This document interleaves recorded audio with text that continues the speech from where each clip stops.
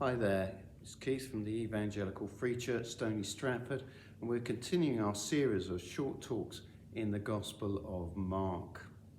And today we're looking at chapter 14, verses 27 to 31. Now, Jesus is going to be portrayed to his death, but we noted last week that this was not going to be a tragedy.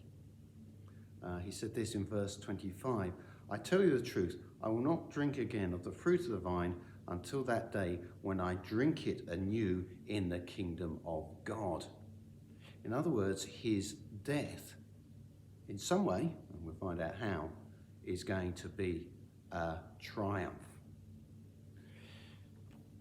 You know, sometimes we can have things which have two layers.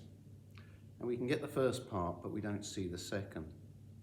I can remember around about the time Tracy and I were married, over 30 years ago, we got engrossed in a series called Twin Peaks. Now, this was a murder mystery. But at one point in the second series, it looked like the murder had been solved. And apparently after that, a lot of people tuned out. But there was more to it than met the eye if you continued to watch. But people just sort of assumed that everything had been wrapped up neatly when it hadn't. Well, in what Jesus says here, we see the disciples get about half of it, but not all of it. Jesus now tells his disciples that they are going to desert him. Verse 27, "You will fall away," Jesus told them, "for it is written, I will strike the shepherd and the sheep will be scattered."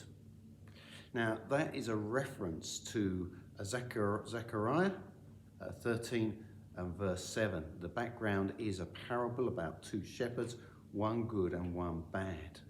And it's a story of betrayal. So in a way, it echoes what's going to happen to Jesus. And it's interesting because in the text, which I'm sure they would have known, it says that God's shepherd will be struck down by one who is close to him. But, verse 28, "But after I have risen, I will go ahead of you into Galilee."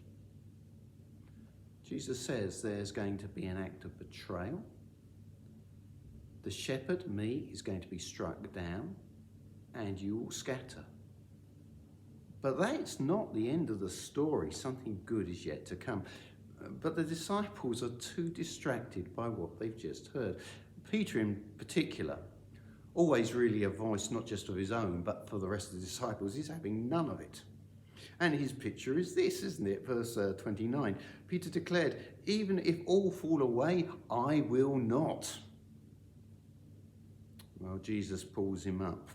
Verse 30, "I tell you the truth," Jesus answered, "today, yes, tonight, before the cock crows twice, you yourself will disown me 3 times. But Peter insisted emphatically, "Even if I have to die with you, I will never disown you." And as I said, he's speaking for the others because we read, "And all the others said the same." They've got half of it, haven't they? They can't understand or they won't accept that they would desert Jesus. But the other thing is they really haven't centered on what Jesus is saying. It's clear that Jesus is the shepherd, but none of them particularly refer to that.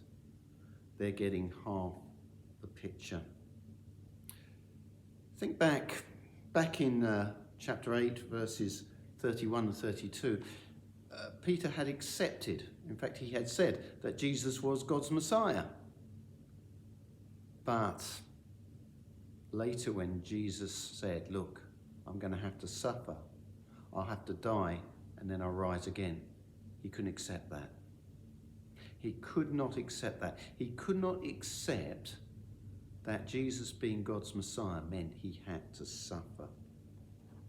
That's missing the point, isn't it? Something I've said numerous times is we make a mistake when we just see Jesus as a good moral teacher or something like that. We have to understand that he is a lot more than that.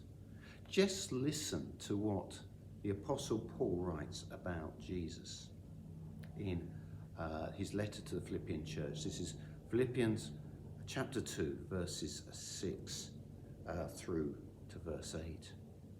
Who, that's Jesus, being in very nature God, did not consider equality with God something to be grasped, but made himself nothing, taking the very nature of a servant, being made in human likeness, and being found in appearance as a man.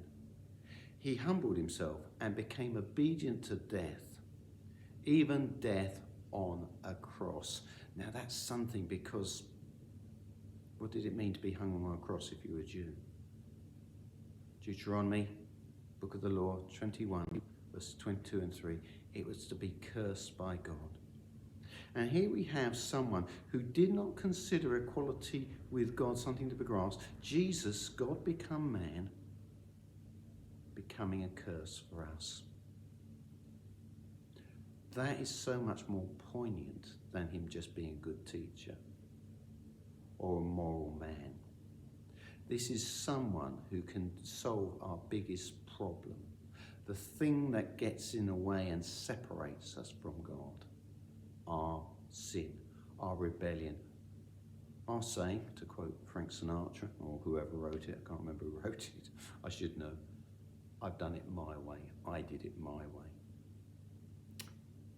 Jesus will remove that barrier by becoming sin for us. Thank you for listening. If you'd like to take one of these from the front of the church on the railings, there we have this gospel if you can't find something around the place. But we've also got other books as well, and there's one, Where's God When Things Go Wrong, if you'd like to take that. That's very popular at the moment. We've got loads of them to give away free. Thanks so much for listening again.